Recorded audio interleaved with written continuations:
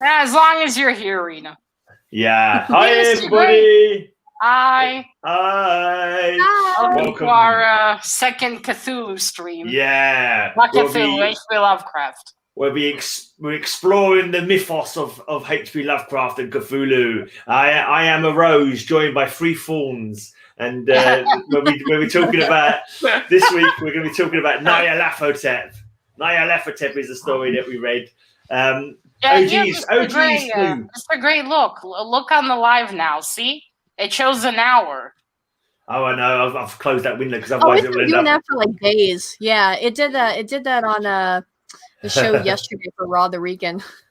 Okay, that's weird. I haven't got the window open because if I had the window open, I started getting echo. I did that before. I did an interview the other day, and I was like, some guy, and I left the window open. It took hours to find which window it was in before I could close it. So yeah, I try and keep the windows closed. So OG spacebunzz is joining us now. Hopefully, she'll be joining us every week, reading some Cthulhu along with us, some Lovecraft along with us. Have you read him before, spacebunzz? I did a little bit in high school. We just got interested and read a little, but I kind of dropped it after that. Yeah, cool. So you're remembering it, kind of thing. Yeah, totally. Cool. So we read Nyarlathotep this week, which is only like practically a 1-page thing. It's like a really quick kind of read. What did everyone think of it? Anyone got any thoughts? In the book, it's like 3 pages actually. Okay. Well, on the online, it's on like a quite small text, so it's only like 1 page. But yeah, it's like you can read it really quickly. But what did anyone think about it? Who wants to go first with their thoughts, or do you want to go for a synopsis of what happened? So we do that first. Let's go with the synopsis then first. All right, who wants to go? Rina, how about you?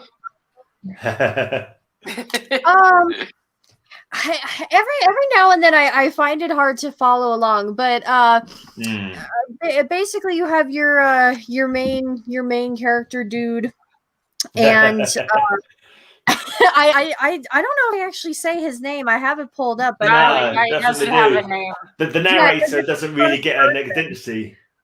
Yeah, because it's in first person. Yeah. We do know he's a scientist, though. Yes, we do know that. We do know he's a man of science.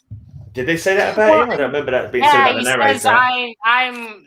Yeah, that's right. Later on, that's right. More scientific than the rest. That's right. Yeah. Right, and it's kind of like his friend who knows more about like the legends than he does, because he mentions that it was my friend had told me, about the force that was Nyarlathotep. I can't even say it right. Call it Nigel. Nyarlathotep. Nigel. Yeah, that's right. Nigel. Yeah.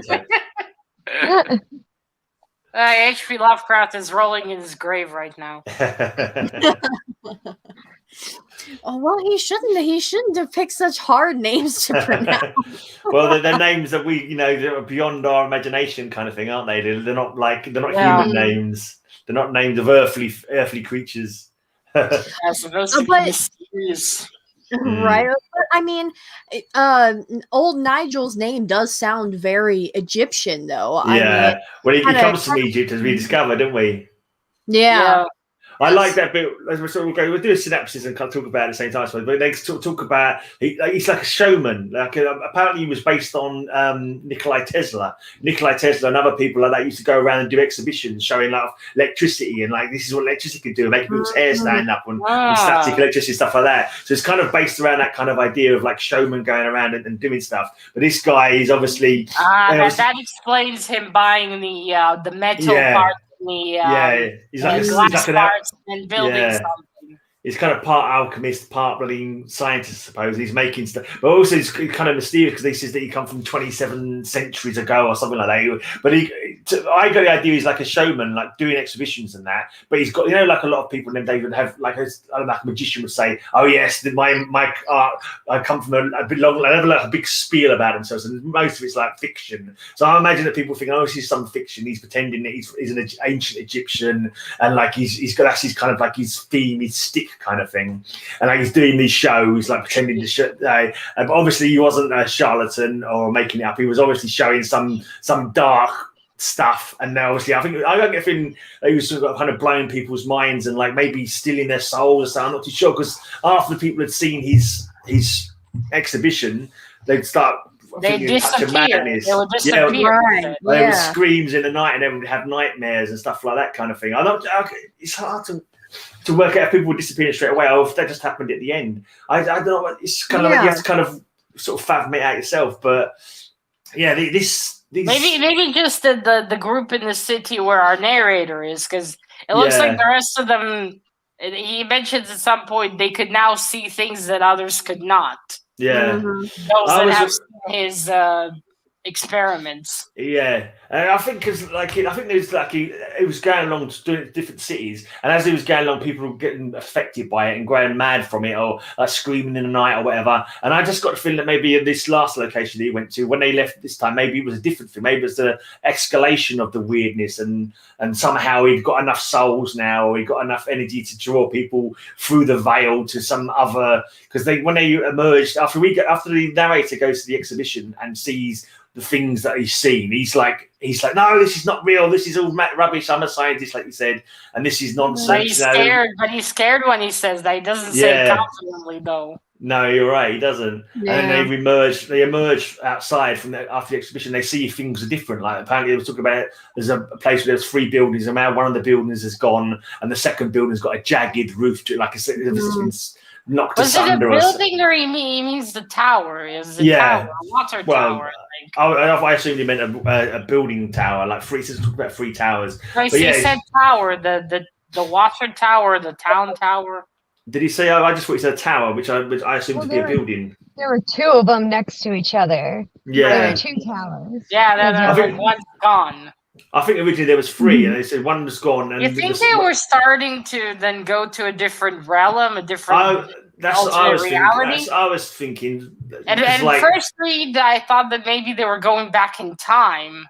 Just because he said things were disappearing and electricity was gone, and maybe they were dragged back in time to a different period. Something weird has transpired. When I say very weird has transpired, they're not in Kansas anymore. Once they emerge, whether that's happened to other people, other times he's at exhibitions or not, or maybe I don't know. It's kind of maybe it's happened everywhere that he's done an exhibition, and the people's souls have left their bodies and gone to the other realm, while their bodies are still back, like walking along like empty shells, or and that's why they're screaming in the night.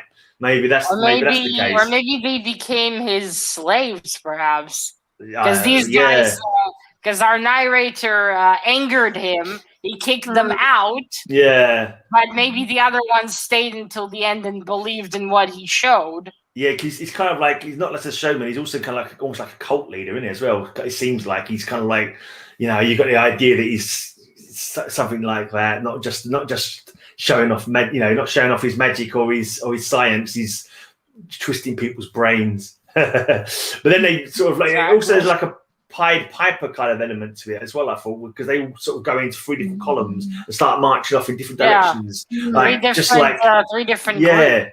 And like as if they're not under their own power. They just sort of start trudging off. One of them goes off down one way. I thought they did that because there were 3 direction to explore, so they split up to cover. Maybe that was ground. I thought that was. But there was nothing. There's nothing said about it though. To me, I got the impression they were kind of like, because later on he says something about he held back, trying not to sort of march in that direction, but he couldn't stop himself, and he ended up going through the veil into whatever the heck it was they walked into. I just got the impression that people were going in different directions, like automatically, like hypnotically almost. What did you guys think? They decided. I think they said they decided to split into 3 different columns. Those guys went there. Those guys went there, and those guys went there. Oh look, Lobo's here. I have to go and have a quick leave. You guys talk about it. We'll have a quick read back on what I read. Alexa, what do you think? Well, I think your guys' theories are really cool and interesting. I kind of looked more at the history, but that's kind of how I tend to read. Yeah. Interesting about the Tesla part. Oh, that part I really felt like it was decided for them where they went, not like they had a choice really. Yeah. Especially with the influence he's shown, they didn't choose. I just read this line. It said, "Then we split into up into narrow columns, each of which seemed drawn in a different direction. Not that they chose to go in a different direction; they were drawn in a different direction. Yeah. I read it twice, and I thought they just split up to go to different. It's quite confusing when you read Lovecraft's descriptions. Some of them, I had to go back and reread lines because I was like, wait, where are we? Yeah. It does kind of jump to things, doesn't it? Rather than like sort of going along slowly. Yeah, you think it was him writing so often about people. Well, not often. These two stories were writing about people when mad and influenced by what happened to his father. You think? Maybe. It might have been something that interested him because his father was spent. I think when he was still a boy, his father got put into a mental asylum. I think he had syphilis or something, and he ended up going to a mental asylum. So maybe that's got something to do with his nightmares that he had. Who knows? But apparently, this was based on a nightmare. This whole poem, or sort of prose poem, as it's called, started. It's not really poetry to me, but I saw it described as a prose poem. But the whole beginning of it was apparently he wrote it when he was still half awake. He sort of woke up and started writing it down sort of straight away. And so the beginning of it is when he's still half awake. So, so this is like, let's just go to that first line. Actually, just going back a bit. It says, "Nyarlathotep, the crawling chaos. I am the last. I will tell the audient void." So I'm thinking, I am the last means he's the last one alive of those columns that split up. The column that he was in, he's the last one that's from it, and he's the audient void. The void just means nothingness, doesn't it? But it's listening somehow, or it can hear him, or something like that. So he's talking to the yawning void. I don't know, telling the story of what happened. Like I'm not in too sure there. Story with the Dagon, where he's like, "I'm leaving my last words here." Yeah. I thought they were quite similar. No, true. Actually, not really. Just the idea. No, there is a similarity. One person telling the story. I suppose that's going to happen in most stories.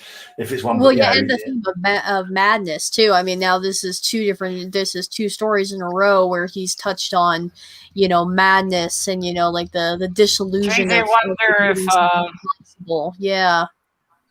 It does make me wonder if what happened to his father affected him very deeply, and that's why he constantly kept reading the. But there's so much going mad in his stories. Yeah. Did anyone understand the ending? Because he said, he says here, I understand the mindless gargoyles whose soul is Nyarlathotep. Yeah. Did I read that right, Mr. Gray? Is it gargoyles or is it a different word? No, it's gargoyles. Gargoyles, yeah. Does gargoyles have another meaning, or is it? No, it's just like statuettes on the side of buildings, isn't it? They like Batman likes perch on top of gargoyles. So I imagine those are things that he's seen. I imagine he's seeing gargoyle like things. So when he sort of goes along in the column that he's in, it goes out into this countryside. There's snow all of a sudden for some reason. I mean, he's describing what he sees in Nyarlathotep's soul. Yeah. Yeah, well, because I just realized something. He has very long sentences in his descriptions. It's like there's no point in stop. There's just he puts the comma in a lot of places. So you read a bloody huge long sentence, and no wonder it's confusing. So you read a bloody long sentence of the same thing, and you're like, ugh.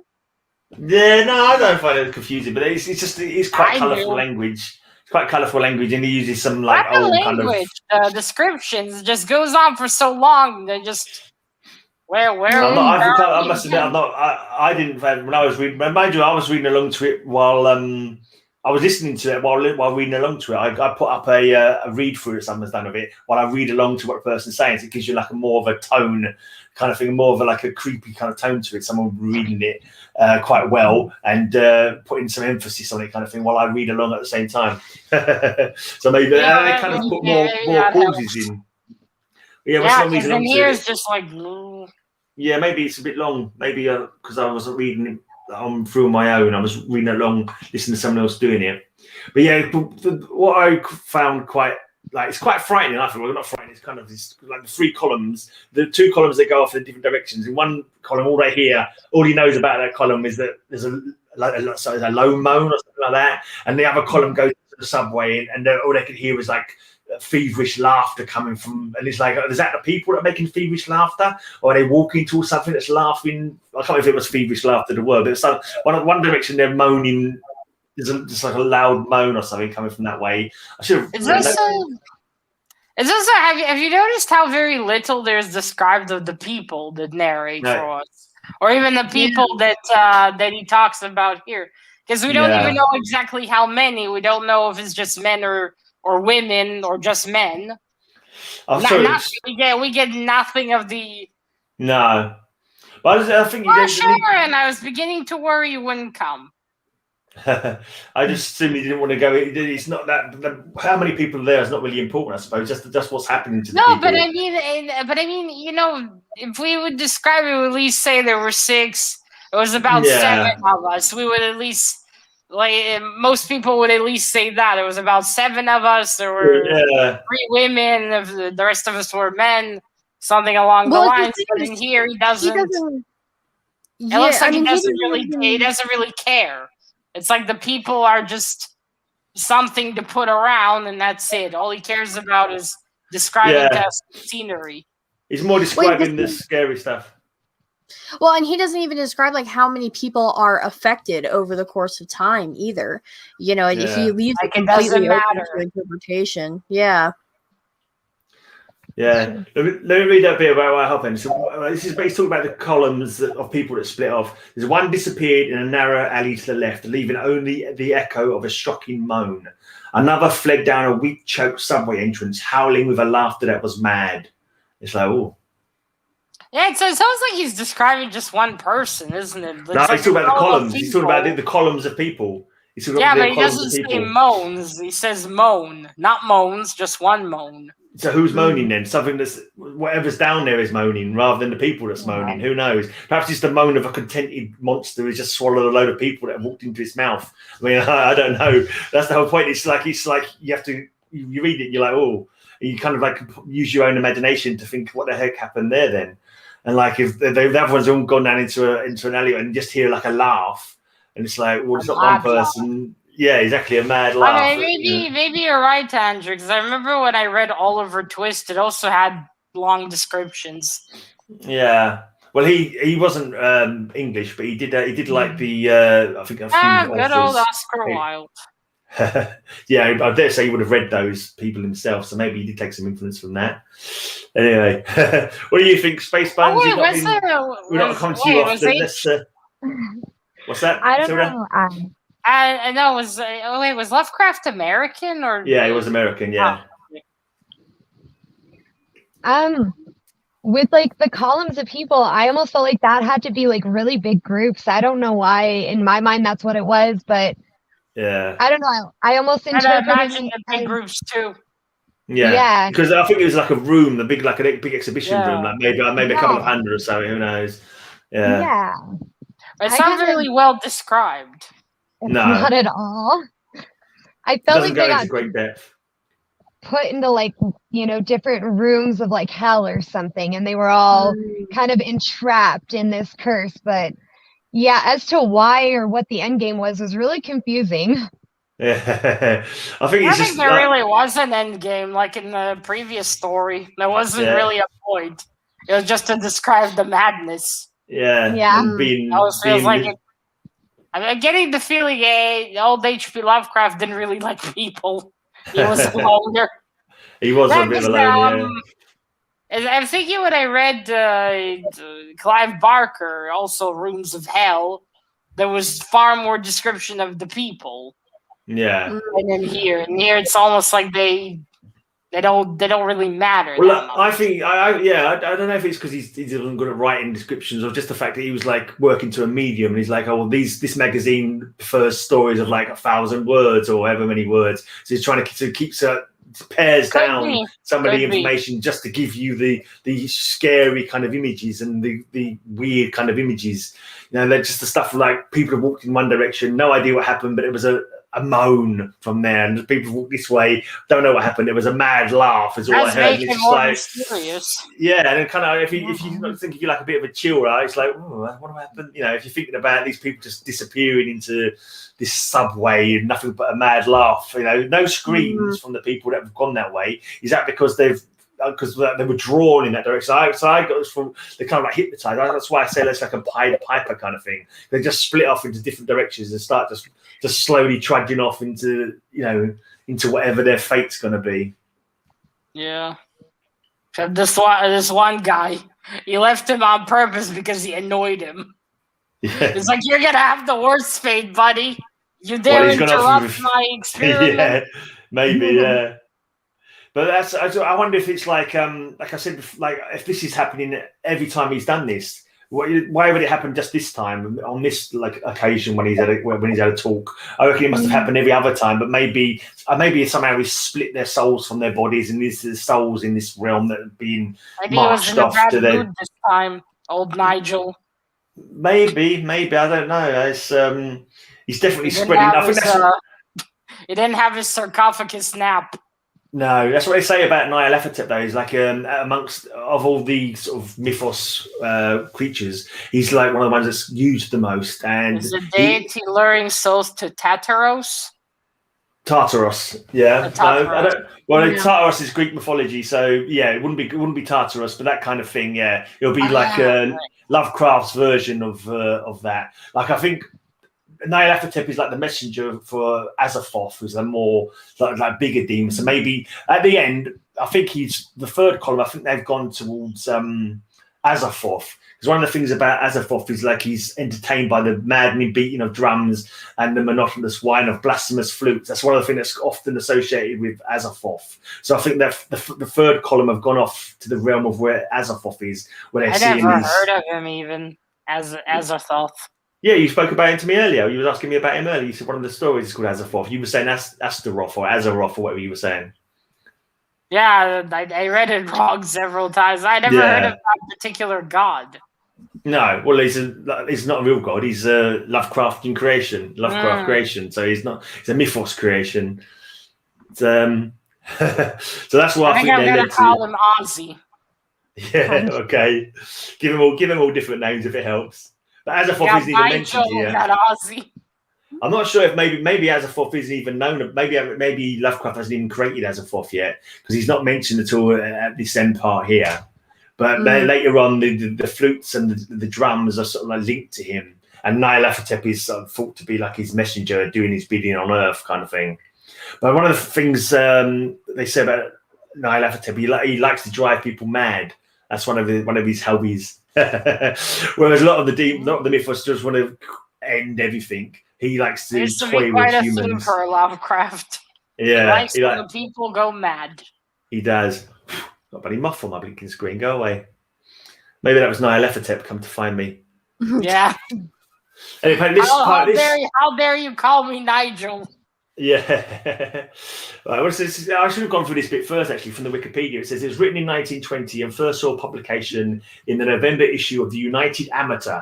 It says the poem itself is a bleak view of human civilization in decline and explores the mixed sensations of desperation and defiance in a dying society. That's what it says in the Wikipedia page. Well, Lovecraft had a lot of happy places, I see.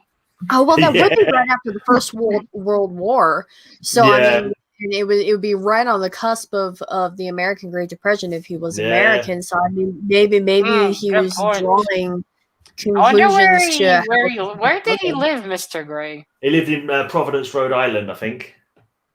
Oh, wow. Yeah, was he poor? Was his family poor, or were they well off? No, they had been well off, but when their dad went mad, I think they lost a lot of their money and like whatever they were doing, and they ended up being quite poorly off. So that's why he was like living like from check to check, writing stories and selling stories where he could to try and earn a living, kind of thing. So, come on, guys. Anything else you want to say about the story? Did you enjoy it? Did you enjoy it, Matilda? Well, it was okay. I mean, it was like the Diagon one. I wasn't bored, but No. I mean, I can't say I'm going to be thinking about it for days after. Yeah. Because I don't know. What about you, Rena? What was your impressions?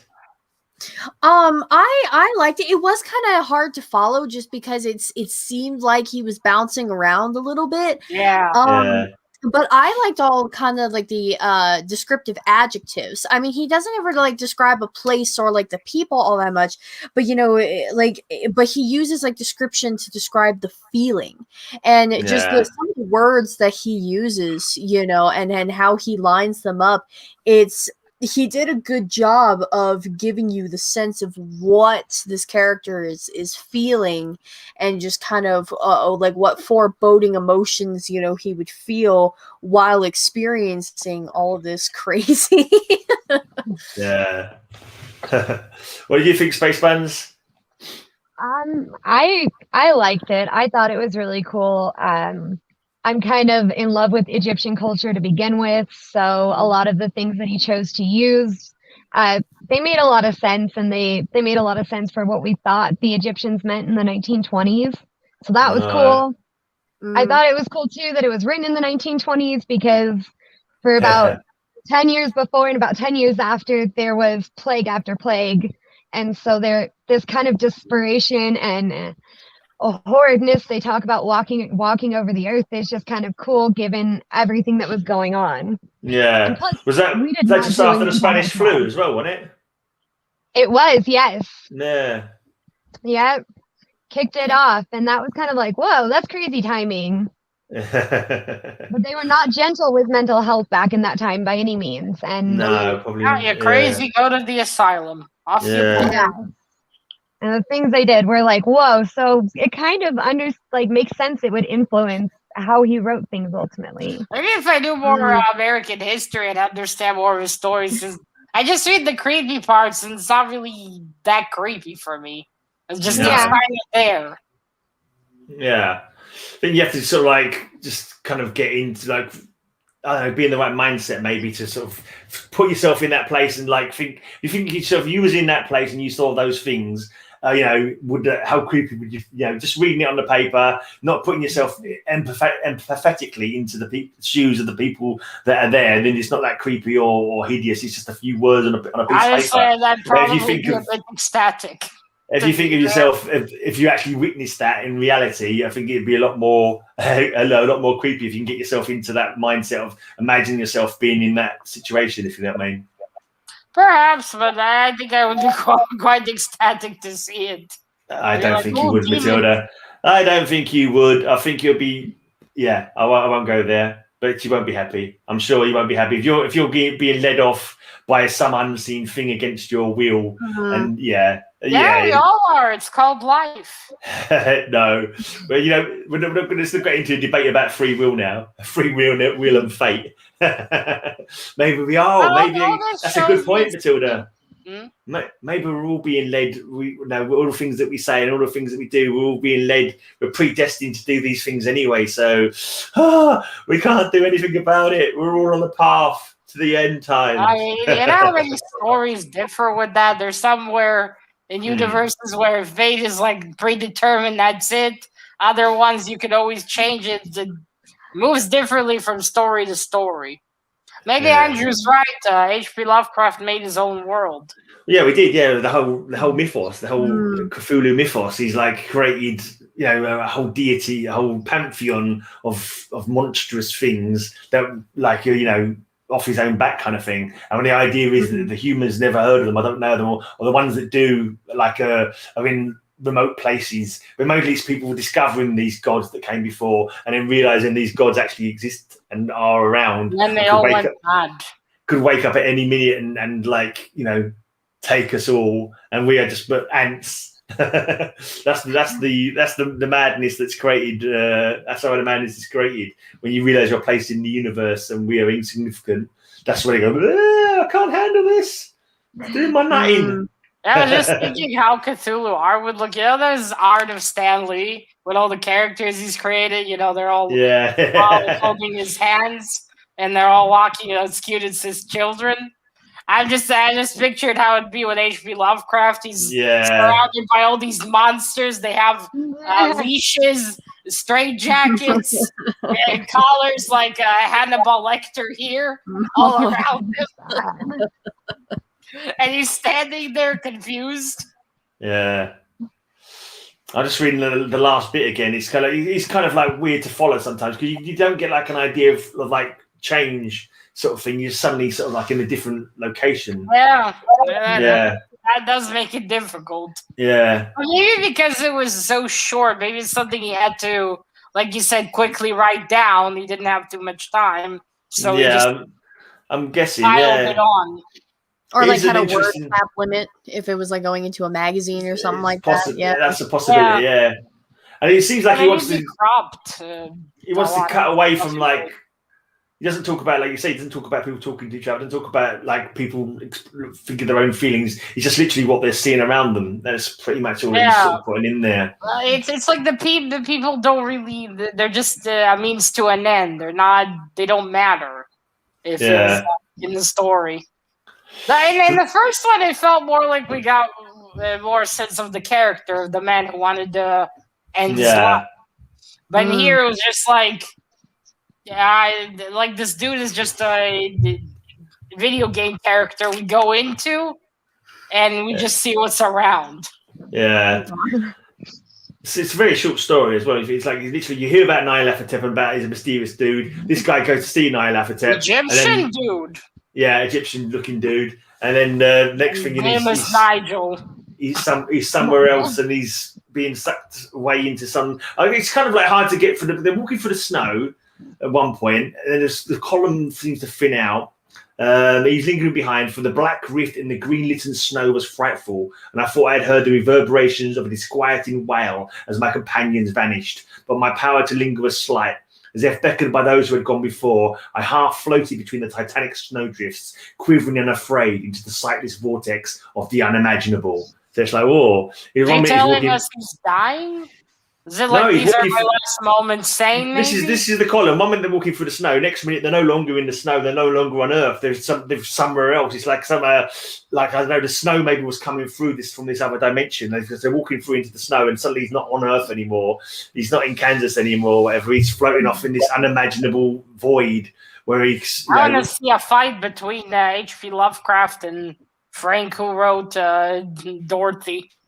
Yeah, I want to see a combination of that. That would be insane. Yeah. Again, you got Dorothy with a head of Cthulhu with a little dress and a dog. So the whole last bit is just like, it's just weird, kind of. Like you say, he's almost not making sense. He's, I think that's part of the fact that he's gone through to this weird place, and it's just like a screamingly sentient, dumbly delirious. Only the gods that work can tell. A sick and sensitive shadow rifling hands that are not hands, and whirled blindly past ghastly midnights of rotting creation, corpses of dead worlds with sores that were cities. And it's like, what the heck?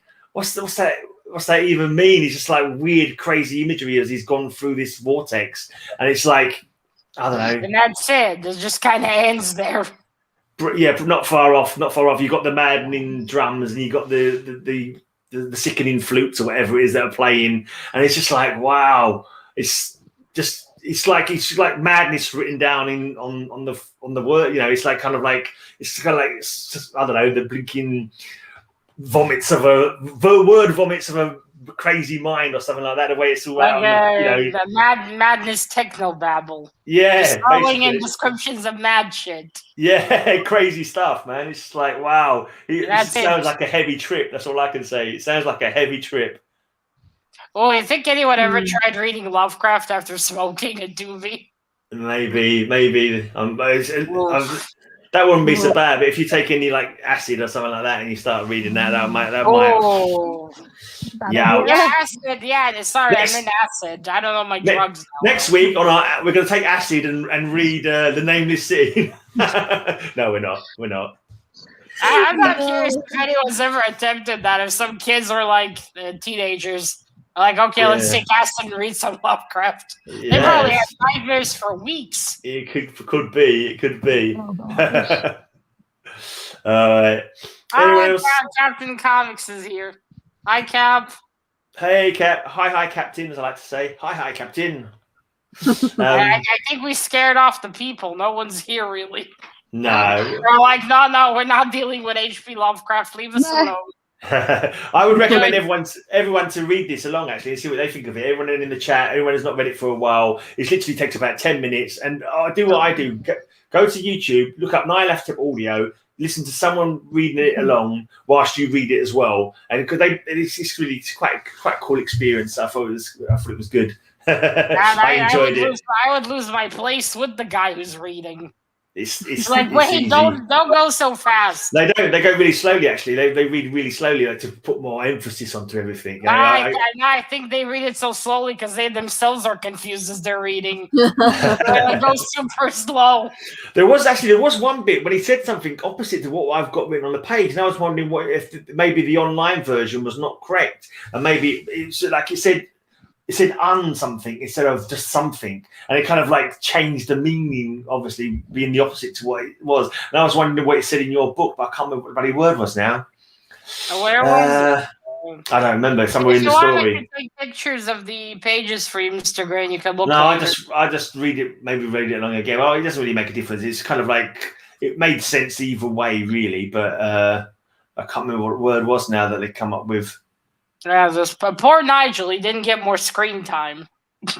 No, yeah, he mentioned a whole bunch, but yeah, and he will come back in future stories. So he's one of the mythos creatures that's most talked about by Lovecraft, and also other writers who carried on the mythos use Nyarlathotep quite a lot as well. And it's kind of been reimagined, like it's different things. They say that he's a shapeshifter, because at other times he's a huge giant thing with tentacles and crap, and other times, more often, he's like the Black Pharaoh, is his name. He's like, or he's also known as the Crawling Chaos. And I think the next story chronologically is called the Crawling Chaos, but apparently it wasn't based on him for some reason. Here it's the Nameless City. Oh, you got the Nameless City. I think maybe chronologically there was a little story. Interesting. You notice how he mentions that the narrator's city is a city of terrible, unnumbered crimes. Yeah. I wonder what that city was meant to have been. That affects where Nyarlathotep goes. Maybe he's looking for corrupted souls. Maybe, yeah. So you reckon he chose the city? He's attracted to the narrator's city. Maybe because of the fact that it was as a place of crime and like desperation. Maybe it was closer to the veil to be crossed over or something like that. That's a possibility. Oh, Boxycat is here. Yeah, Boxycat is here. Hayo Cthulhu, Aya Cthulhu Fatagan, as we say in Innsmouth and all the other places. Innsmouth. Yeah, and you get a squid mask and you eat squid later. Yeah, actually. Someone bought me one of them. I'm sure I've got one of those with the tentacles. Where did I put it? I'm sure I've got it. I'll have to dig find that for. And I didn't bring my blinking Cthulhus with me either, did I? I didn't my little cuddly Cthulhu or my little. I wish you did. Can't believe I forgot to do that. I can't believe I forgot to do that. I'll remind you next week. Yeah, please. Right. That would be cool. Yeah. They turned this like big scary space god into a cute little There's that same one. I think for that Lovecraft would have rolled in his grave. Probably. Well, yeah, I think more rolled in his grave that he never got any of the money that all these people are making out of his creations. You know. I think he was died poor, right? He was so. I think he was so poor he couldn't afford to, but he will get looked at because he died of cancer. He died I think he died in pain. Like I don't think he could afford his treatment or anything like that. So quite a sad ending. Apparently, role played Call of Cthulhu. There's actually a role playing game called Call of Cthulhu. I never actually played that one.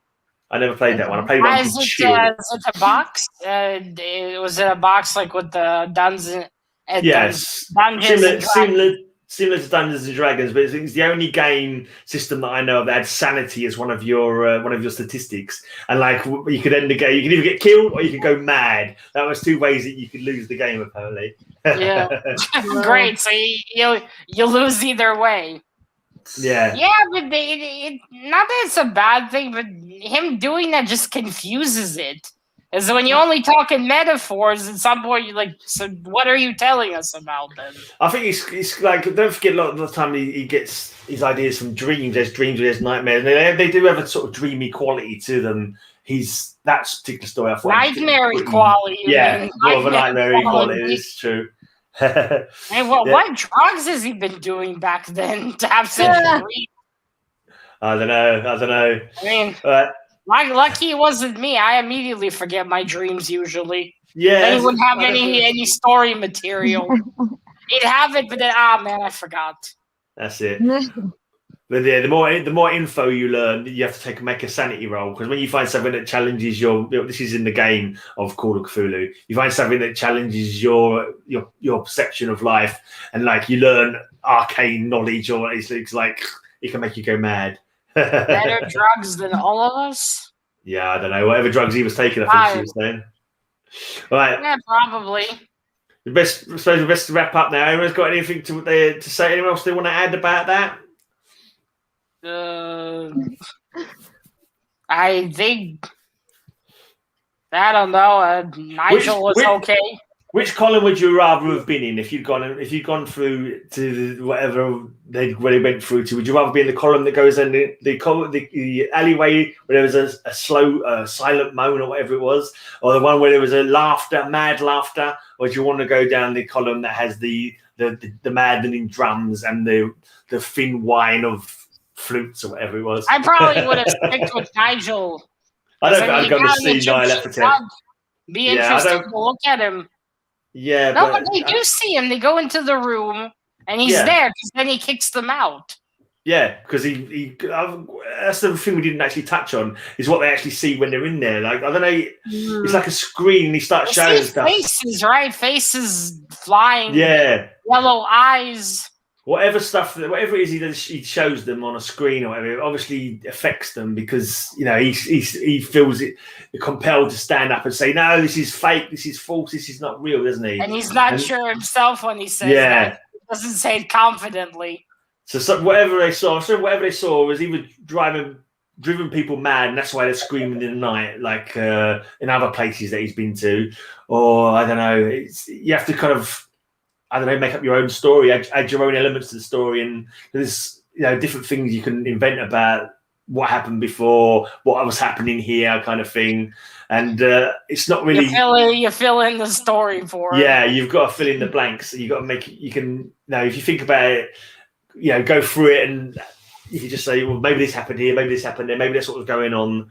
But yeah, you don't really know, do you? You just imagine it. I suppose that's one of the reasons it's interesting, because you can make your own sort of thoughts about what was happening and what did he mean by this, and I wonder if maybe that's why it caught on so well. Not necessarily that it was interesting, but all the blanks you could fill, all those stuff you could do. Kind of like with Philip K. Dick, because his story inspired so many movies, and I thought that not necessarily because of how fascinating they were, but how easy it was to take the idea and morph it into something more. Like with the Minority Report. The story itself is very short and has nothing of what the movie has. And I thought that the movie was far more interesting. Had far more depth to it and more of the world around. So maybe that's why I was so caught on with Lovecraft so much afterwards, because people read the stories and just made their own version. Yeah, possibly. It's very, very interesting. I find it a really interesting story. Anyway, it's like you say, because half of it, if you just read it on the surface and don't bother thinking about what's happening, then maybe it's a bit whatever. What's going on here? But if you start thinking and putting a little bit of thought into what's being said and what's happening, then it makes it more interesting. You see, wonder how popular it was in these magazines, because it looks like he wrote a lot of stories, but he was still very poor. Yeah, I don't think he was. I think if he would have become very successul writing for them, he would have been paid far more money. Well, he was just one of many, wasn't he? He was writing stories for that, and if you wanted more money, they'd get somebody else who was cheaper. There wasn't, I don't think there was enough in demand. You could say, I'm not going to give you any work unless you pay me more. They say, okay, we'll get someone else to do it then. We don't care. It's just kind of like hack work, wasn't it, really? Just it wasn't like a. I think he had fans when he was writing for the magazines. You think there was people that were looking forward to his next story on the next issue? I don't know. No. I don't think he necessarily was like because he's you look at the where they appeared. They appear in different publications. I mean, Weird Tales is the main one that he gets lots of stuff in. But before that, there was lots of different ones. I think the Scotsman was magazine. He was in. This one was something amateur, wasn't it? The American Amateur, the United Amateur. So there's obviously amateur authors, I suppose. But yeah, I know he had a big circle of like contemporaries who also wrote for these kind of publications, and he had a big like correspondence circle. He wrote so many letters during his lifetime, and there's a lot of them are the furniture. I think the main difference is just that has more like grounded in science, and fantasy is more imagination. Right. The only difference between fantasy and sci-fi is the furniture. Okay, and the bras probably. In fantasy, it's like metal bras. Yeah. I don't know, maybe they are in future ones as well. In sci-fi. Oh no! And in the future, they just have pasties. And that's it. Okay. And I remember one Philip K. Dick story, and it was like the woman just had like these 2 splashes of paint on her boobs. The pasties. Okay. So I was like, wow. Next weekend, liberated ladies. Next week we come in, we do the Nameless City, and we'll all be wearing nothing but paint. All right, that will get loads of views. Mr. Grey. No, it's a bit cold, it's a bit chilly. No one wants to see me naked with paint on. All right, then. Anyone got anything they want to say to finish up? I feel like I've spoke too much, and I need someone else. Right, we're gonna have a 10-minute talk at the end from OG Spacebunzz since she's new. We'll let her lead us off for the next 10 minutes. Then we'll go to Rina for 10 minutes. No. All right. Yeah, I don't know. I think you should for next week. You should do one of your TikToks as Cthulhu. You should put some tentacles on and do a Cthulhu cultist TikTok. I can send you. I've got an audio thing of I did the Cthulhu chant one time. It's quite creepy. Really? You could come on. You could be. All right, send that to me. I'll come up with an idea. Can you imagine though? You got like a Cthulhu head on a chick's body with boobs. That'd be hilarious. That's the reason to be so great. Yeah. I'm shocked Zetascope never used Cthulhu. Like, imagine you got this Cthulhu chick with huge boobs. Probably, yeah. There have been some Cthulhu comics. I've got like with this like robe that's barely covering the tits. There probably has been, but yeah. I've got Cthulhu Tales. I've got one called Cthulhu Tales. I did one of my videos that I did for Halloween last year was based on a Cthulhu Tales story. I want to get the Doorman. I might actually. I'm gonna keep talking. I'm going to download that and play that at the end because it's something to do. You guys chat amongst yourselves for a bit, and I'm going to find that video and I'm going to play it at the end. Yeah. Okay. All right. So let's talk about the next week. We'll read The Nameless City then. Yeah. Okay. Sounds exciting. I'm the only one with a book. All these guys are reading online. I know. We're all going to do this on our phone. Yeah, because The Nameless City will have more to talk about because it's much longer than the Dagon and Nigel. Oh, okay. Nyarlathotep.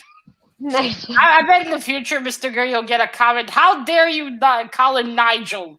That's I'm not calling him Nigel. Egyptians. I'm calling you him Nigel. it. I need to make it easier for you guys. Nigel. I need to help you guys out. Oh, trying to find this. I'm about to change to a laptop with a less functional keyboard. I think I'll have to do it next week now because I can't find the blinking thing. But we'll end it now. And I'll play it. You can't go lower in your videos. I can't see the bloody. I put this searching for it. And I was seeing the House of. I'm sure the story was called The Doorman, but no, I can't. But I will find it. Chamber of Should have made a playlist. Mystery.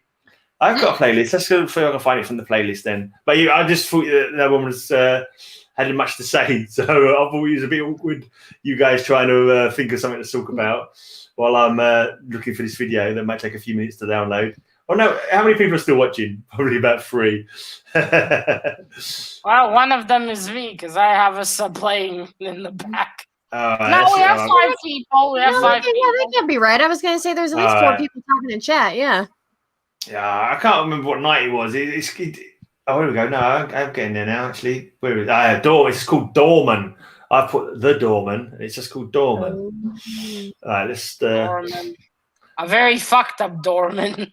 It is a cool story. It's got me doing all the work, all the talking though. So obviously I messed up probably a few times. Now it doesn't want to open. Yeah, I love the Dorman. Open up. I should have thought about doing this beforehand. Does he actually have a story here called the Dorman?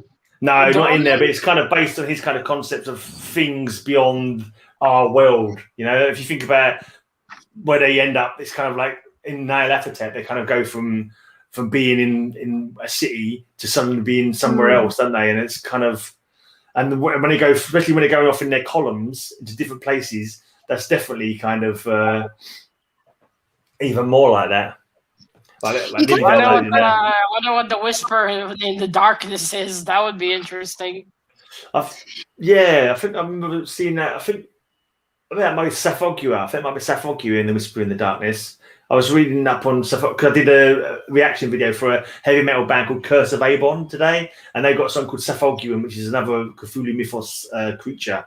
So I think I remember seeing that Whisper in the Darkness was interesting. How many metal fans in like band members read Cthulhu?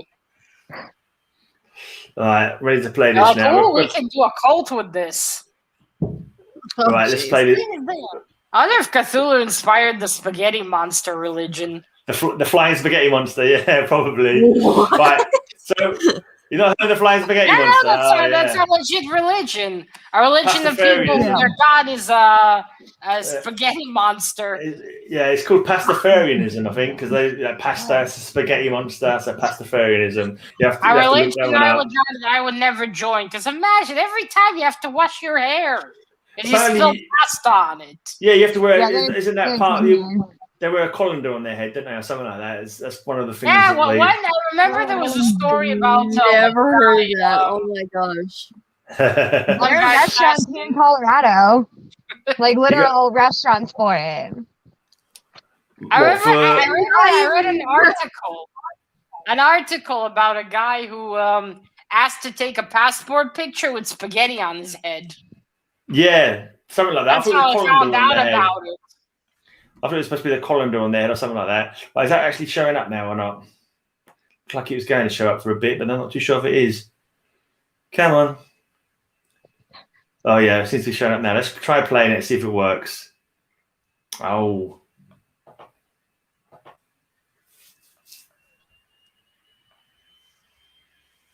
No, it's not showing. It does that sometimes. Can you hear it? No, I can't.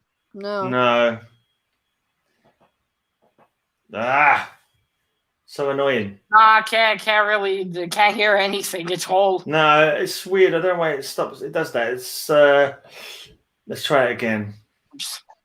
Sometimes it just doesn't show up. Maybe you have to prepare it in advance. No, I don't know. It's not even showing up at all. Why are you not showing up at all now, you stupid bloody well thing?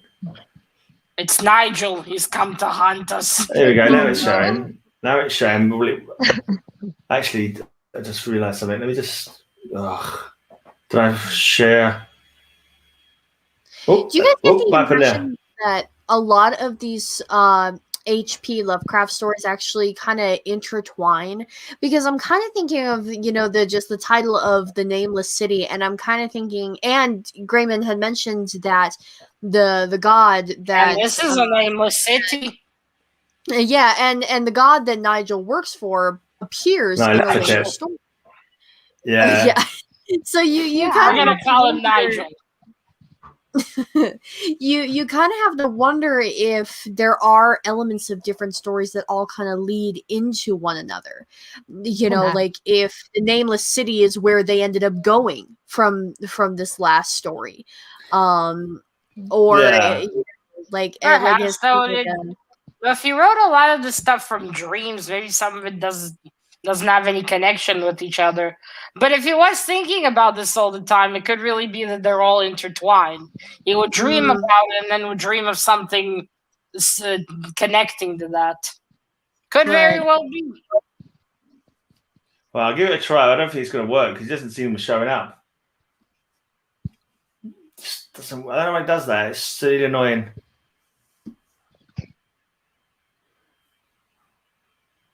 Well, I'm going to quit it now because it's not working. I don't know why. I don't know why it does that. Sometimes it works and sometimes it doesn't. I've tried to do streams earlier before. Yeah, because you did the live reaction, Mr. Gray. It worked then. Yeah, I don't mind. Well, thanks for coming along, everybody. And next week we're reading The Nameless City. The Nameless Same City. time. Yeah, The Nameless City. The Nameless, right? The Nameless City. Yeah. Same Cthulhu time, same Cthulhu channel. Make sure you tune in. If we haven't all gone mad before then. Yeah. Or jumped out of any windows, or gone to see like a guy doing an exhibition and ended up in a strange realm. Guy. Yeah, beyond our imaginations. An Egyptian guy named Nigel. Bye. Yeah.